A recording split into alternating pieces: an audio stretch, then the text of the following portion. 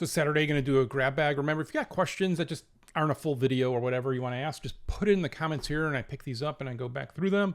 But one of the things is I'm cleaning up my office. Obviously, this was a kid's room. We were using it as storage, and then I moved into it because I wanted to be upstairs so I could see the sun. And as I'm doing that, I'm cleaning out the old office and finding stuff. And one of the things when I left Valve is they just told me to just keep all the hardware. They're like, whatever. And then people gave me more hardware. I have a lot of weird hardware, including this device, which I bet you nobody knows what this is. So one of the things at one point at Valve was working on the Vive to ship it. And the engineers all got excited about this device, this thing. And they're like, hey, can you get us one of these so we can play with it? And so I reached out to my friends at Google. They sent us one. And then someone else suggested I take it home and hide it so that they don't get distracted. Not to say that they're children. They're not. They're very, very smart people. But I know what it's like when you get excited about things. Does this still work? I had charged it. I don't know. We'll see. But if it does, I'm curious if anybody can make a guess what this is. I'm not going to say even who it's made by. See if the logo will come up. Maybe not. And then the other thing I found was this. If you wonder why I hate physical media, because I gave away the player. Forgot to give away this. How did I forget to give away Puzzle Quest? This is such a good game. Oh my God. I'm sure I give the player to my nephews, so I'm going to have to go see if they still have it. Maybe they give it to their kids now or whatever. Well, not my nephews don't have kids, but my nieces do. But you know what I'm saying. Yeah. All right. Someone else pointed out, I think I mentioned this maybe I mentioned this on Blue Sky. Griffin Gaming Partners says that 95% of game makers are developing or maintaining a live service game. That is such a useless stat because they're talking about live service game or anything that's an update. I want to know the stat. How many people are making games that it's free to play, no money paid. Oh, by the way, this is the logo. Still don't know. But it's free to play. And they're betting on that people will buy enough of the stuff that they're selling inside of the game to go. And they're going to keep having to update it. That's what I want to know. That's the games of service question. Someone asked if I could expand on the idea of what I meant by putting in the smallest tidbit of anything and as a way to test before you do the full thing. Yeah, I have a really good example of that. So when we were making Left 4 Dead 2, realized that we wanted to have the charger. The charger is a character that comes in and breaks people up because in Left 4 Dead 1, if you remember, people could stack on top of each other and do what they'd call Shiva stacking, where they're all taking turns bashing. And so to counter that, and that's actually a really great example also of the Shiva stacking thing. Was a thing we never anticipated, and then we had to put a slowdown. Like there's a whole bunch of work we had to do because like, my God, we never played that. We never thought to do that. But so here we wanted to break it up.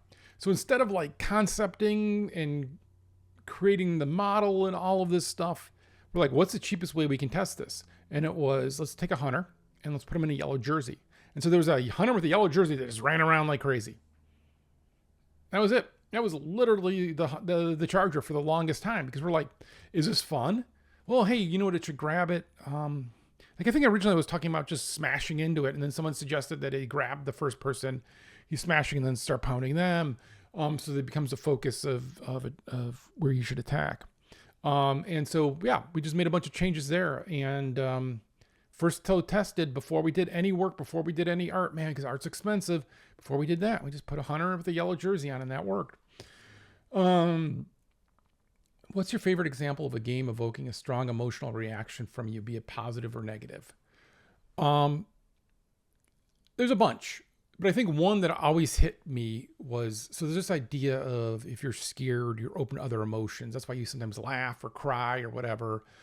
I think there's a term for it. I should have looked that up before I started this so I could sound smart. But I was playing Gone Home when it came out. And when it came out, it was originally sold as a horror game. It was going to be scary. But the reality was, that's not what it was, right? And I'm playing it. And I'm like, I'm getting bored of this horror thing. I'm not really buying into it. And I remember I was in the kitchen. I'm like, I wish this other story that's kind of unfolding. I wish a game made a story about that. No game ever makes a story about that. That's what I care about way more. And then, of course, the whole game's about that. Yeah. And I thought that was just beautifully done. And a great example of kind of using the one to play off the other and then pulling it all together. I remember first time playing Doom and being mad that they crucified the fellow Doom soldiers and screaming and yelling about that. But it could have also been that we were in a tiny room in a warehouse on East 40th and Payne at like 3 a.m. drinking beer and playing it for the first time when it came out. Yeah, sorry, in Cleveland. If you know the area, it's a little scary of a neighborhood. Rough neighborhood, but also we can get the schoolboy haircut. I don't know. I always wanted to get one of those. I don't know what they meant by that. All right, next. You don't need to know about my haircuts. Why do you think devs are navigating to Discord instead of owning their own community forums? Really simple, because you don't want to make software, you want to make community. I've written my own community software. I've written my own forums. But getting people to leave like these platforms that now exist and go somewhere else is really hard. So you want to remove that friction. And you do that by going where they are. And they're on Discord. Gamers are on Discord. And so that's where we go. And there's a bunch of tools created for it. I don't have to update my software. I don't have to worry about hacking, like a whole bunch of stuff. I mean, I guess you always have to worry about hacking. I heard some recent really horrible hacks. All right, but that's why.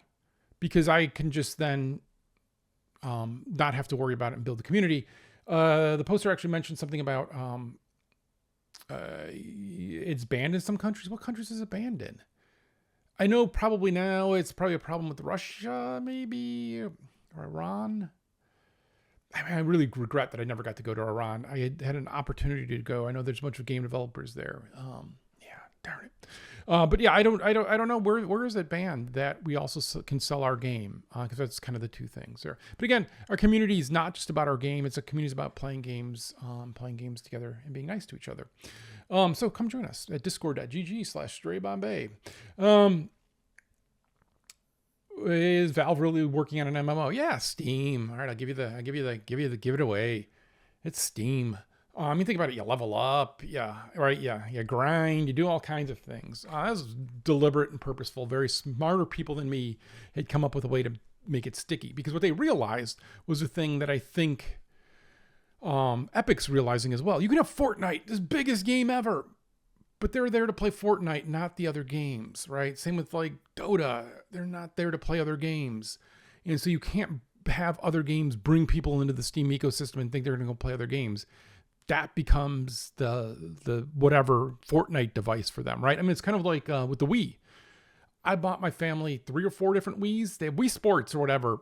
It is the tennis machine. And they don't do anything else except Wii Sports with it. I don't think they've ever installed any other piece of software.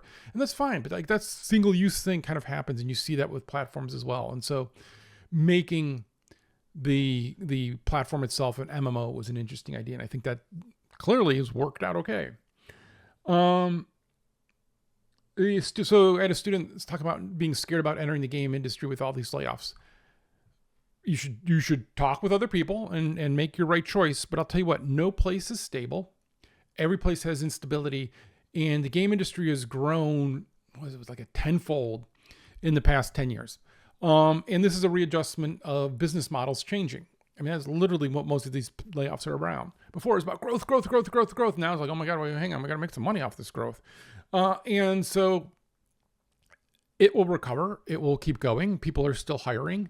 And would you rather be laid off working on a game or counting the beans at a bean counting company, right?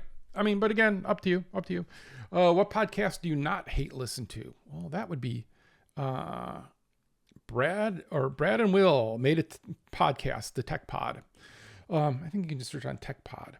That's probably one of my favorite podcasts that I listen to. Also, Decoder. I really, really, really like that one. Dan Carlin's Hardcore History. Designer Notes. The Designer Notes is probably my favorite interview. I did an interview on there as well. That went really, really long. Oh my God, that's like 7 hours long. If Books Could Kill is really good, like all those popular self-help books.